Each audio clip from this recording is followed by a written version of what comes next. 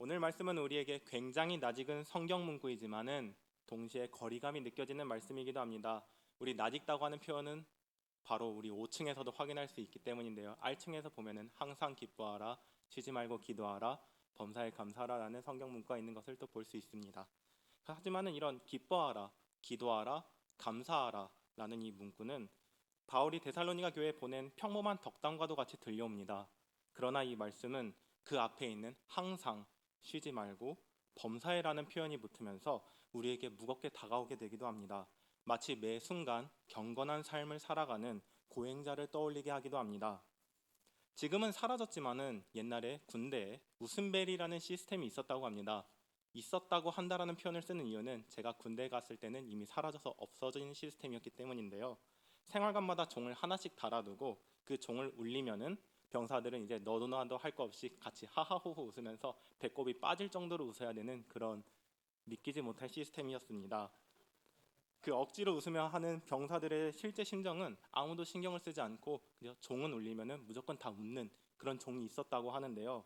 오늘 본문 말씀은 얼핏 보면은 그 웃음벨이라는 것과 별 다를 바 없어 보입니다. 하나님께서는 우리에게 이 말씀으로 기쁨 벨, 기도 벨, 감사 벨을 울리고 우리는 그것에 맞춰서 감정을 억누르면서 기뻐하고 기도하고 감사를 해야만 할 것 같습니다. 과연 성경은 우리가 그렇게 기계처럼 감정을 죽이고 말씀을 따르기 위한 모습을 보이기 위해서 그런 구절을 넣었던 걸까요?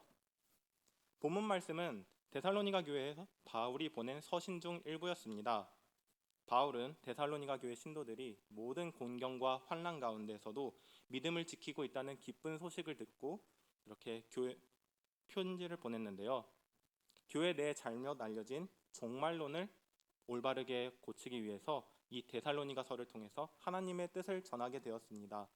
그렇기에 이 18절에 이것이 그리스도 예수 안에서 너희를 향하신 하나님의 뜻이니라 라는 말씀을 바울이 함께한 것입니다. 그렇습니다. 본문 말씀은 단순한 겉면의 덕담이 아니었습니다. 항상 기뻐하고 쉬지 말고 기도하고 범사에 감사하는 것, 이 세 가지는 우리를 향한 하나님의 뜻입니다. 이 하나님의 뜻은 우리를 어디로 향하게 합니까? 데살로니가 전서 전체에 서술된 하나님의 뜻은 바로 우리를 온전히 거룩하게 하신다는 것입니다. 거룩함, 그냥 들으면 굉장히 어려운 단어지만은 그것을 허락해 주시는 하나님의 말씀을 우리가 오늘 본문 말씀을 통해 함께 나누고 나아갈 수 있는 시간 될 수 있기를 간절히 소망합니다. 그리스도 예수 안에서 우리를 향하신 하나님의 첫 번째 뜻은 항상 기뻐하는 것입니다. 우리는 삶을 살아가면서 많은 것으로부터 기뻐할 수 있습니다. 진행하던 프로젝트가 잘 성사되었을 때, 사람과 사람과의 관계가 원만히 진행되었을 때, 밤늦게 기도회 끝나고 이제 집에 가는데 주차장에 주차 자리가 마침 딱 한 칸 남아 있을 때, 우리는 그렇게 큰 일부터 작고 사소한 일까지 모든 것에 기뻐할 수 있습니다. 그런데 항상 기뻐하는 것은 또 쉽지가 않습니다. 방금 얘기한 그 모든 일화들, 예컨대 진행하던 프로젝트가 갑자기 이제 막혀 있을 때, 사람과 사람과의 관계가 원만히 풀리지 않을 때, 밤늦게 간 주차장의 자리가 결국 한 칸도 남지 않게 되었을 때, 그런 일이 일어나면은 우리 마음에 기쁨이 일어나기가 쉽지 않습니다. 오히려 짜증이 일어날 확률이 굉장히 높기도 합니다. 세상에서의 기쁨은 이렇게 쉽게 뒤집힐 수 있는 기쁨으로 가득 채워져 있습니다. 이런 기쁨에 대해서는 전도서 2장에서도 잘 언급되어 있습니다. 전도서 2장 10절과 11절 말씀 함께 읽어보도록 하겠습니다. 무엇이든지 내 눈이 원하는 것을 내가 금하지 아니하며 무엇이든지 내 마음이 즐거워하는 것을 내가 막지 아니하였으니 이는 내 마음이 기뻐하였음이라. 이것이 나의 수고로 말미암아 얻은 몫이로다. 그 후에 내가 생각해 본즉 내 손으로 한 모든 일과 내가 수고한 모든 것이 다 헛되어 바람을 잡는 것이며 해 아래에서 무익한 것이로다. 아멘. 솔로몬은 세상의 모든 경험을 다 해본 인물이었습니다. 삶의 모든 노력과 수고를 통해서 인생에 해볼 수 있는 법한 일들, 즐겨볼 수 있을 법한 일들을 모두 즐겨본 인물이었습니다. 그러나 그 끝에는 자신이 생각했던 모든 기뻐하고 즐거웠던 일들이 다 헛된 것이라고 회고하는 모습을 우리는 바라보게 됩니다. 우리가 인생에서 즐길 수 있는 일들은 이렇게 공허한 기쁨으로 가득 채워져 있습니다. 이러한 기쁨을 우리는 잠시는 즐거워할 수 있지만은 항상 기뻐할 수는 없는 것들입니다. 그렇기에 우리는 항상 기뻐하기 위해서는 행동보다는 목적에 초점을 맞춰야 할 필요가 있습니다. 항상 기뻐하는 것은 참 좋습니다. 그런데 우리 무엇에 목적을 맞춰야 됩니까? 무엇을 기뻐해야 합니까? 우리는 이 해답 역시 성경에서 찾아볼 수 있습니다. 빌립보서 4장 4절 말씀입니다. 제가 읽겠습니다. 주 안에서 항상 기뻐하라. 내가 다시 말하노니 기뻐하라. 우리는 항상 기뻐해야 한다면서 또 그 기쁨은 주님 안에서 기뻐하는 것이라고 바울은 말합니다. 하나님을 믿는 우리들에게는 당연한 것처럼 여겨지는 말입니다. 그렇지, 우리는 하나님의 자녀니까 하나님 안에서 기뻐해야지. 그런데 어찌 보면 별거 아닌 것 같은데 이런 의문이 들 수도 있습니다. 주님 안에서 기뻐한다는 것이 근데 정확히 어떤 뜻이지? 그냥 살면서 기뻐하는 것과 주님 안에서 기뻐하는 것의 차이를 알지 못하면은 우리는 주님 안에서 기뻐한다는 하나님의 뜻을 이행하는데 문제가 생길 수 있습니다. 이 기쁨에 대한 키워드는 그런 해답은 우리는 베드로전서를 통해서 확인할 수 있습니다. 베드로전서 1장 6절과 7절 말씀 함께 봉독하겠습니다. 그러므로 너희가 이제 여러 가지 시험으로 말미암아 잠깐 근심하지 되지 않을 수 있으나 오히려 크게 기뻐하는도다. 너의 믿음의 확실함은 불로 연단하여도 없어질 금보다 더 귀하여 예수 그리스도께서 나타나실 때에 칭찬과 영광과 존귀를 얻게 할 것이니라. 주님 안에서 항상 기뻐한다는 것은 결국 큰 기쁨의 복된 소식인 복음을 통한 기쁨을 말합니다. 잠시 살아가는 삶 속에서 고난이 있어 근심하는 순간이 있더라도 우리는 크게 기뻐할 수 있습니다. 구주 예수 그리스도를 향한 우리의 믿음은 세상에서 금세 휘발되어 사라지는 기쁨 위에 굳건합니다. 그 믿음의 대상 되시는 예수님께서 후에 칭찬과 영광과 존귀를 얻게 해주실 것이기 때문입니다. 후에 주실 하나님의 선물을 기억하면서 우리는 세상 가운데서의 어려움 가운데서도 기뻐할 수 있게 됩니다. 사랑하는 베들레헴 교회 성도 여러분, 주님 안에서 항상 기뻐하는 날을 가지기를 간절히 소망합니다. 구원의 확신을 가지고 삶의 고난 가운데서도 하나님을 향한 믿음의 기쁨으로 살아가는 우리에게 하나님께서 착하고 충성된 종이라고 했던 달란트 비유에서의 칭찬과 주님 안에서 살아가는 영광 그리고 존귀를 우리에게 주실 것입니다.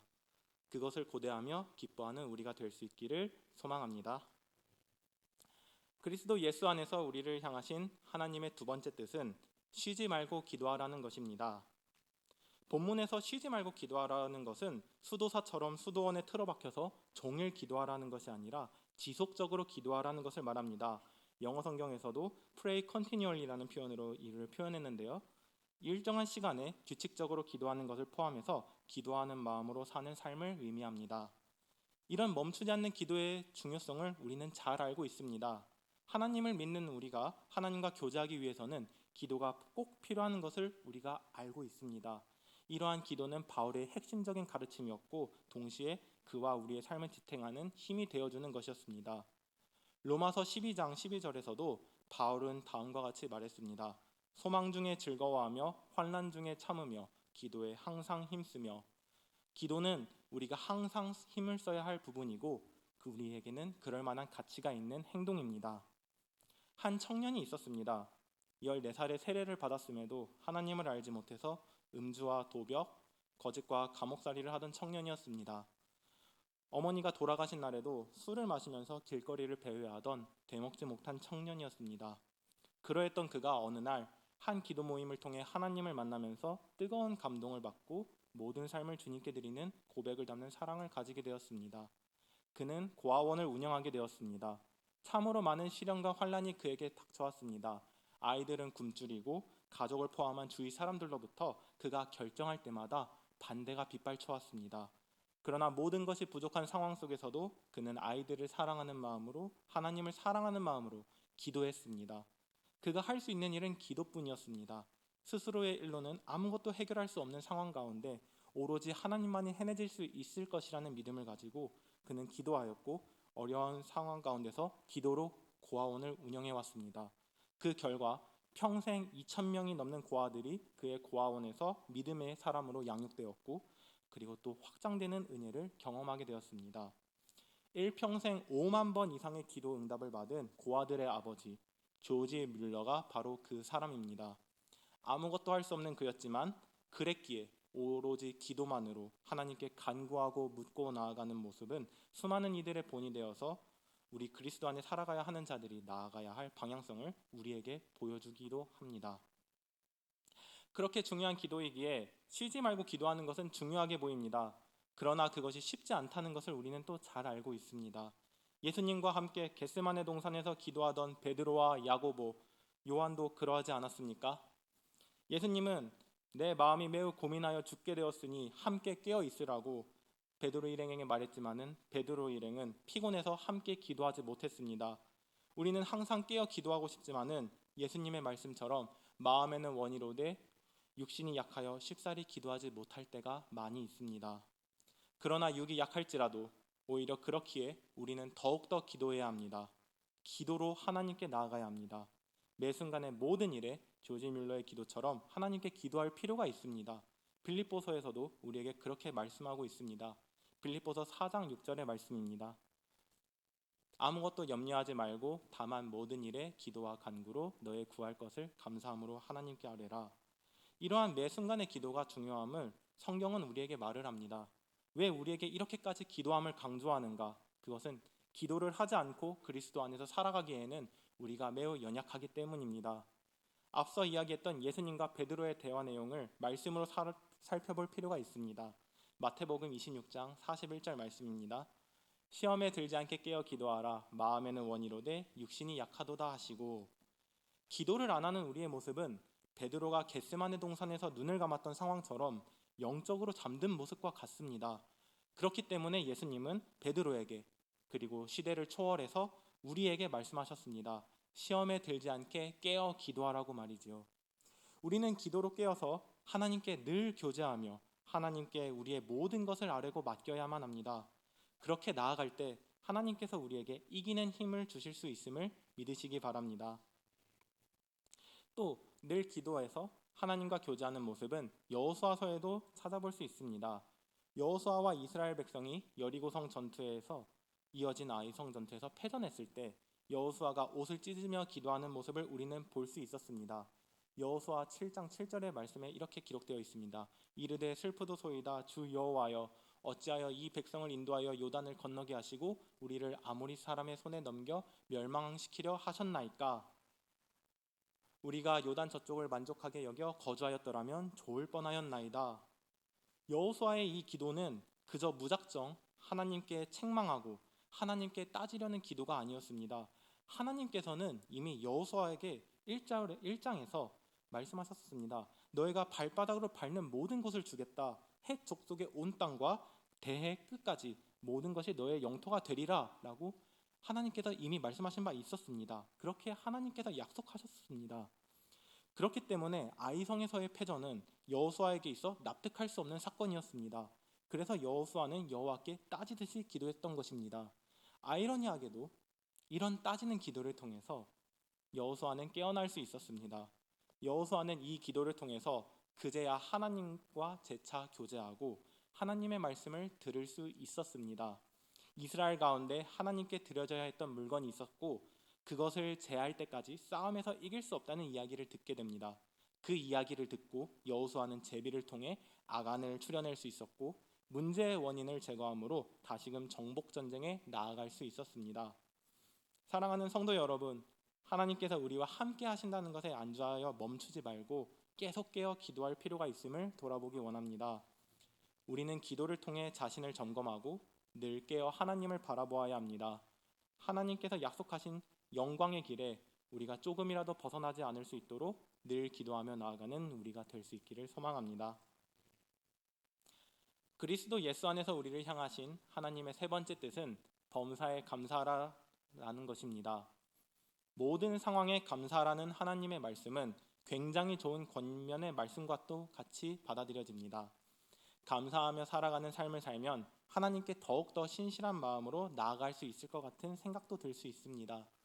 그렇게 감사하며 살아가는 삶을 살아가고자 하는 것은 좋지만은 우리는 감사할 때 조심해야 할 감사가 있음을 유의할 필요가 있습니다. 먼저 비교의 감사입니다. 비교하는 감사. 제가 초등학교 시절이었을 때 교과서에 기억나는 감사의 이야기가 있습니다. 도덕 시간에 책에 큼지막히 프린트된 한 아프리카 기아 어린이가 있었습니다. 그 기아 어린이가 진흙 쿠키를 먹으면서 배를 채우는 그런 사진이 있었는데요. 그 사진 밑에 도덕책에 이렇게 적혀 있었습니다. 이 어린이를 보고 감사하다고 생각이 드는 것을 적어보세요. 도덕책의 그 사진의 어디에서 우리가 감사를 찾아야 할지 어린아이에게 첫 번째로 고민이 다가오지만은 책은 그 사진에서는 우리가 가진 형편이 어떻든 간에 그 기아 어린이보다는 나으니 감사한 마음으로 긍정적으로 살아가자는 뜻으로 적어졌을 것입니다.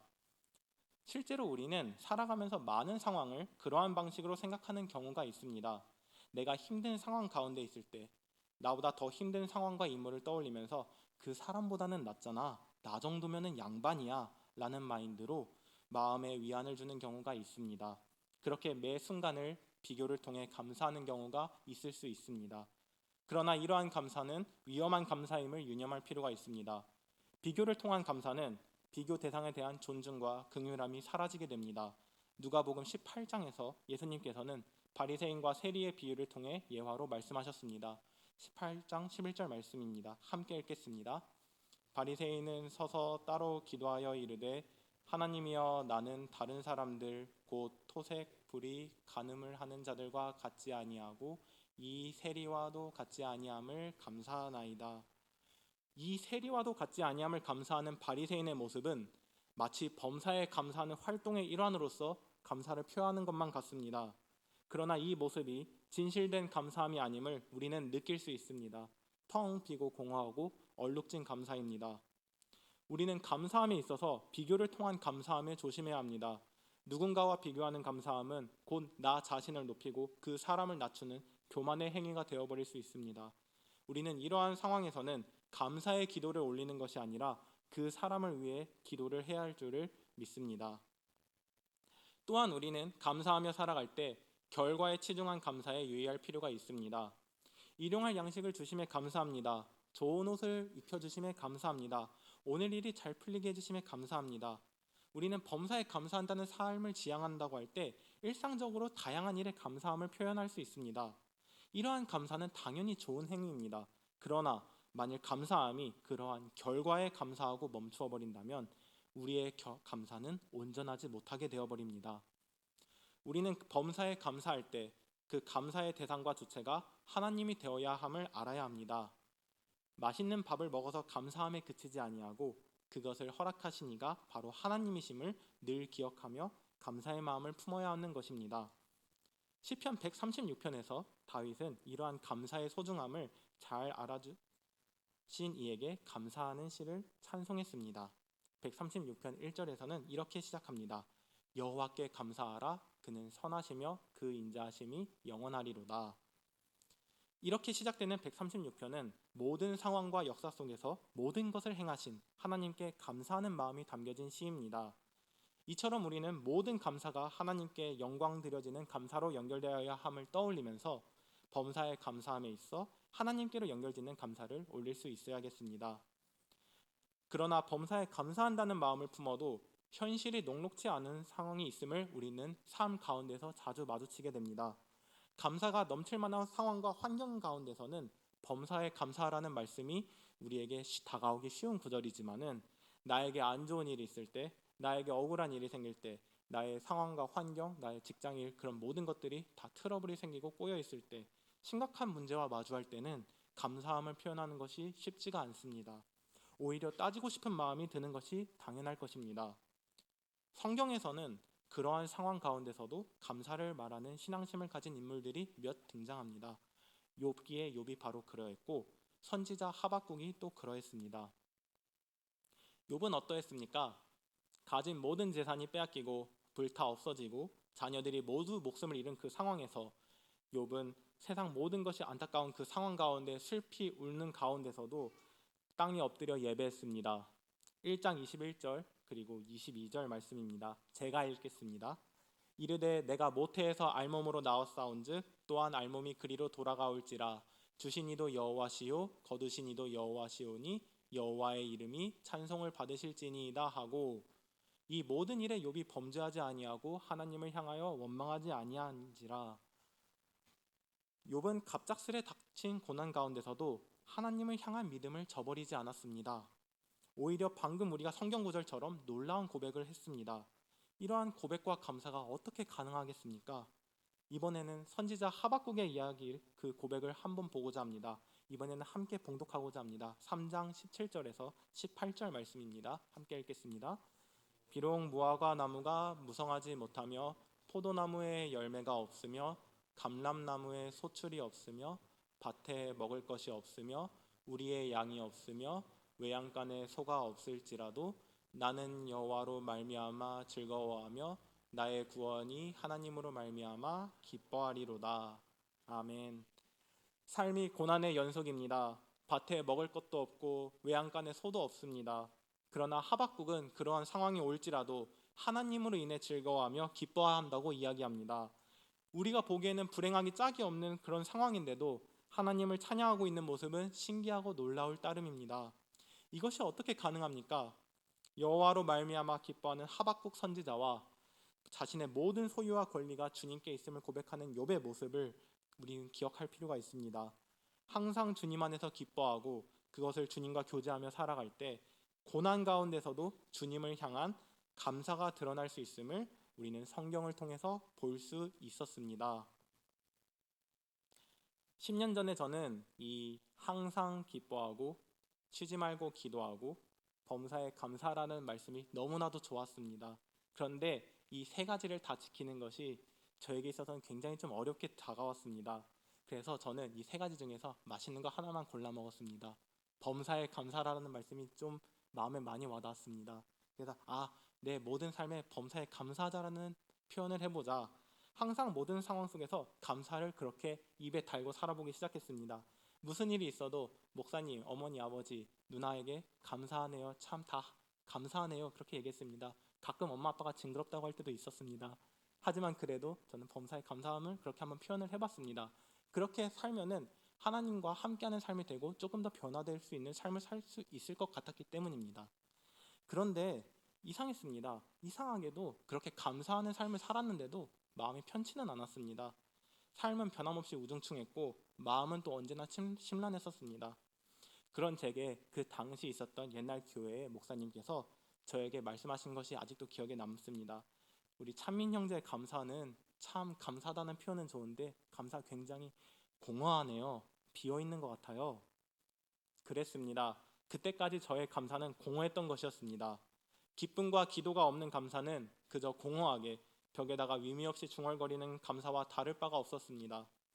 그것을 깨닫게 된 후로는 표현에 집중하는 것이 아니라 감사함을 말로만 하는 것으로 끝나는 것이 아니라 그 내부 감사의 참 의미를 제가 곱씹고 깨닫는 것에 집중하면서 그 참 감사를 알기 위해 그리고 그 세 가지 말씀이 모두 유기적으로 엮여 있다는 사실을 마음속에 삶에 적용시키기 위해 부단히 고쳐나갔습니다.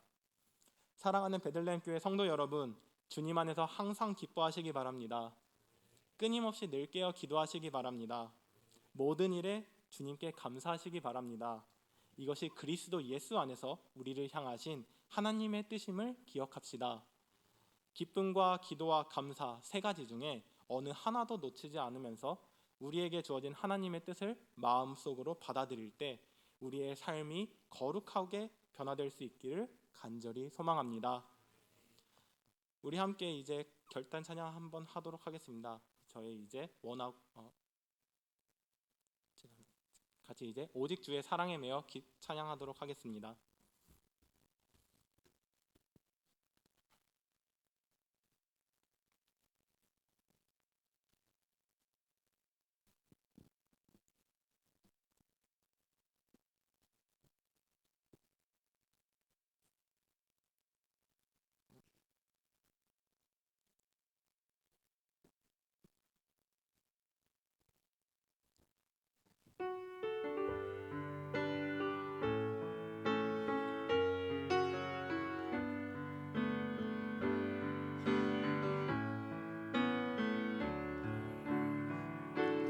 오직 주의 사랑에 매여 내 영 기뻐 노래합니다. 이 소망